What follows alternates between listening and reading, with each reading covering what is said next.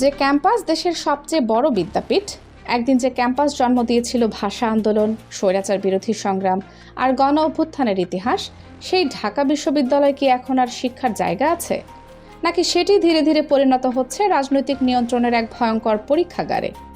যে ক্যাম্পাসে একসময় মত প্রকাশের স্বাধীনতা ছিল গর্বের বিষয়, সেখানে এখন অভিযোগ উঠছে ভয়, চাপ আর দলীয় আধিপত্যের।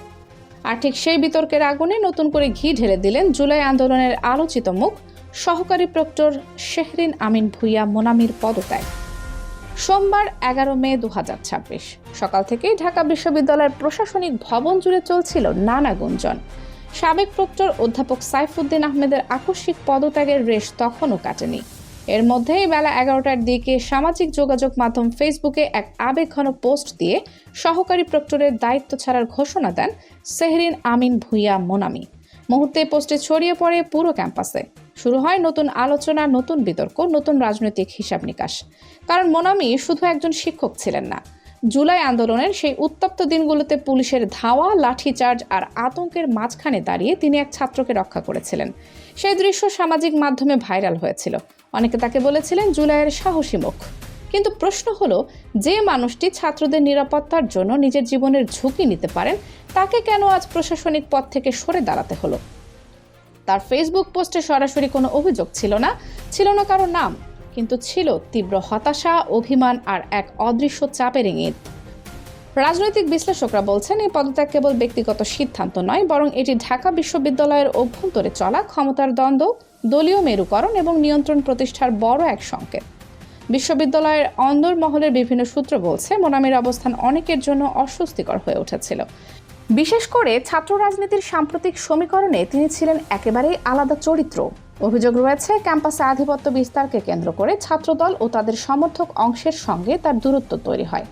ডাকসু নির্বাচনকে সামনে রেখে ছাত্রদলের কয়েকজন নেতার সঙ্গে তার তীব্র মতবিরোধের খবরও ছড়িয়ে পড়ে। মোনামি নাকি বারবার ক্যাম্পাসের শক্তি প্রদর্শন ও ভয়ভীতির রাজনীতির বিরুদ্ধে কথা বলেছিলেন, আর সেই অবস্থানই ধীরে ধীরে তাকে চাপে ফেলে দেয়। তবে সবচেয়ে বেশি আলোচনায় আসে আরেকটি বিষয়। জুলাই আন্দোলনের পর ডাকসুর এজিএস মহিউদ্দিনকে ঘিরে যখন ক্যাম্পাসে নানা বিতর্ক চলছিল, তখন মোনামির একটি মন্তব্য নতুন আগুন জ্বালিয়ে দেয়। তিনি বলেছিলেন, আমার ছাত্র মুহি যদি শিবির হয় তাহলে শিবির অবশ্যই ভালো। এই একটি বাক্যই পুরো ক্যাম্পাসের রাজনীতিকে কাঁপিয়ে দেয়। বিএনপি ও ছাত্রদলের একটি অংশ এটিকে জামায়াত শিবিরের প্রতি সহানুভূতি হিসেবে দেখে তীব্র প্রতিক্রিয়া জানায়। রাজনৈতিক পর্যবেক্ষকদের মতে এখান থেকেই মোনামিকে ঘিরে অস্বস্তি আরও বাড়তে থাকে।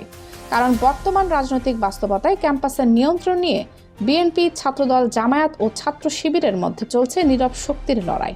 আর সেই বাস্তবতায় একজন সহকারী প্রক্টরের এমন বক্তব্য অনেকের কাছে অগ্রহণযোগ্য হয়ে ওঠে। এর মধ্যেই ঢাকা বিশ্ববিদ্যালয়ের প্রশাসনে আসে বড় পরিবর্তন। নতুন প্রক্টর হিসেবে দায়িত্ব পান বিএনপিপন্থী শিক্ষকদের সংগঠন সাদা দলের ঘনিষ্ঠ এক শিক্ষক। বিশ্ববিদ্যালয়ের ভিসিকেও বিএনপির রাজনীতির সঙ্গে ঘনিষ্ঠ বলে আলোচনা চলছে ক্যাম্পাস জুড়ে। ফলে সমালোচকদের অভিযোগ, বিশ্ববিদ্যালয়ের প্রশাসনিক কাঠামো ধীরে ধীরে একটি নির্দিষ্ট রাজনৈতিক বলয়ের নিয়ন্ত্রণে চলে যাচ্ছে। এই অভিযোগ আরও জোরালো হয় যখন ক্যাম্পাসের বিভিন্ন নিয়োগ ও সিদ্ধান্ত নিয়ে দলীয় প্রভাবের কথা সামনে আসতে থাকে। শিক্ষার্থী থেকে শুরু করে হল প্রশাসন, সবখানেই নাকি চলছে আনুগত্যের হিসাব। কারা কোন মতাদর্শে বিশ্বাস করে, কে কার ঘনিষ্ঠ, এসব এখন গুরুত্বপূর্ণ হয়ে উঠছে বলে অভিযোগ উঠছে বিভিন্ন মহলে। ঠিক এই পরিস্থিতির মধ্যেই মোনামির পদত্যাগকে অনেকে দেখছেন একটি বার্তা হিসেবে। ভিন্ন মত, স্বাধীন অবস্থান কিংবা রাজনৈতিক সমালোচনা, এসবের জায়গা কি আর ঢাকা বিশ্ববিদ্যালয়ে নেই? প্রশ্নটা এখন ঘুরপাক খাচ্ছে সামাজিক যোগাযোগ মাধ্যম থেকে শুরু করে শিক্ষক লাউঞ্জ পর্যন্ত। মোনামির পোস্টে একটি বিষয় বিশেষভাবে নজর কেড়েছে। তিনি লিখেছেন, 7 বছরের শিক্ষকতা জীবনে কখনো প্রশাসনিক পদ নেওয়ার আগ্রহ তার ছিল না, কিন্তু 2024 সালের 28 আগস্ট তৎকালীন প্রক্টর সাইফুদ্দিন আহমেদের আহ্বানে তিনি দায়িত্ব নিতে রাজি হন।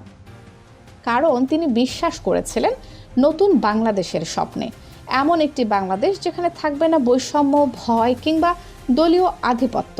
কিন্তু সেই স্বপ্ন কি আজ ভেঙে যাচ্ছে? পোস্টে তিনি সাবেক প্রক্টর সাইফুদ্দিন আহমেদের প্রশংসা করে লেখেন, কিভাবে কঠিন পরিস্থিতিতেও ধৈর্য ধরে পরিস্থিতি সামাল দিতে হয়, কিভাবে ক্ষমতায় থেকেও বিনয়ী থাকা যায়, এসব তিনি শিখেছেন তার কাছ থেকে।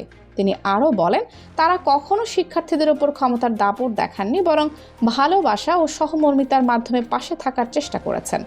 এই কথাগুলো এখন নতুন করে আলোচনায় এসেছে, কারণ অনেকে বলছেন বর্তমান ক্যাম্পাস রাজনীতিতে সহমর্মিতার জায়গা ছোট হয়ে যাচ্ছে আর শক্তি প্রদর্শনের রাজনীতি বড় হয়ে উঠছে। বিশ্লেষকরা মনে করছেন মোনামির পদত্যাগ একটি বড় রাজনৈতিক বাস্তবতার প্রতিফলন। শুধু ঢাকা বিশ্ববিদ্যালয় নয়, গোটা দেশের বিভিন্ন শিক্ষা প্রতিষ্ঠানে এখন বাড়ছে দলীয় প্রভাবের অভিযোগ। প্রশাসন, মিডিয়া, আইন শৃঙ্খলা বাহিনী সব জায়গাতেই চলছে প্রভাব বিস্তারের প্রতিযোগিতা। আর এই বাস্তবতায় যারা নিরপেক্ষ থাকার চেষ্টা করেন বা ভিন্ন মত প্রকাশ করেন, তারা ধীরে ধীরে কোণঠাসা হয়ে পড়েছেন। সবচেয়ে ভয়ঙ্কর বিষয় হলো, ঢাকা বিশ্ববিদ্যালয়ের মতো একটি ঐতিহাসিক প্রতিষ্ঠানেও এখন রাজনৈতিক পরিচয় অনেক সময় যোগ্যতার চেয়ে বড় হয়ে উঠছে বলে অভিযোগ উঠছে। যে বিশ্ববিদ্যালয় একসময় গণতন্ত্রের প্রতীক ছিল, সেখানে আজ যদি মত প্রকাশ নিয়ন্ত্রণের অভিযোগ ওঠে, তাহলে সেটি দেশের জন্য কতটা বিপজ্জনক সেই প্রশ্নও সামনে চলে এসেছে। মোনামির সমর্থকরা বলছেন তিনি ছিলেন স্বাধীন চেতা, স্পষ্টভাষী এবং আপোষহীন, আর ঠিক সেই কারণেই তাকে সরিয়ে দেওয়া হয়েছে। অন্যদিকে সমালোচকদের দাবি, প্রশাসনিক দায়িত্বে থেকে বিতর্কিত রাজনৈতিক মন্তব্য করায় তিনি নিজেই নিজের অবস্থান দুর্বল করেছেন। কিন্তু বিতর্ক যেদিকেই যাক, একটি সত্য এখন পরিষ্কার, ঢাকা বিশ্ববিদ্যালয়ের রাজনীতি আবারও উত্তপ্ত হয়ে উঠেছে। আর এই উত্তাপ শুধু একটি পদত্যাগের মধ্যে সীমাবদ্ধ নেই, এটি যেন নতুন বাংলাদেশের রাজনৈতিক ভবিষ্যৎ নিয়েও বড় প্রশ্ন তুলে দিচ্ছে। জুলাই আন্দোলনের সময় যারা রাস্তায় নেমেছিলেন, যারা একটি বৈষম্যহীন ও গণতান্ত্রিক বাংলাদেশের স্বপ্ন দেখেছিলেন, তারা আজ অনেকেই হতাশ, কারণ তাদের প্রত্যাশা ছিল পুরনো দখলদারিত্বের রাজনীতি বদলে যাবে। কিন্তু বাস্তবে কি নতুন কোনো বলয় সেই জায়গা দখল করছে? সেহরিন আমিন ভূঁইয়া মোনামির পদত্যাগ তাই শুধু প্রশাসনিক পরিবর্তন নয়, এটি যেন একটি প্রতীক। একদিকে স্বপ্ন, অন্যদিকে বাস্তবতার সংঘর্ষ, একদিকে আদর্শ, অন্যদিকে ক্ষমতার রাজনীতি। এখন প্রশ্ন একটাই, ঢাকা বিশ্ববিদ্যালয় কি আবারও তার পুরনো ঐতিহ্যে ফিরতে পারবে, নাকি এটি আরও গভীরভাবে জড়িয়ে পড়বে দলীয় আধিপত্যের অন্ধকার খেলায়? সময় তার উত্তর দেবে। তবে আপাতত ক্যাম্পাসের বাতাসে ভাসছে অস্বস্তি, উদ্বেগ আর অনিশ্চয়তার গন্ধ। আর মোনামির বিদায় যেন সেই অস্থির সময়েরই সবচেয়ে বড় প্রতীক হয়ে দাঁড়িয়েছে। দর্শক, এই পুরো ঘটনাকে আপনি কিভাবে দেখছেন?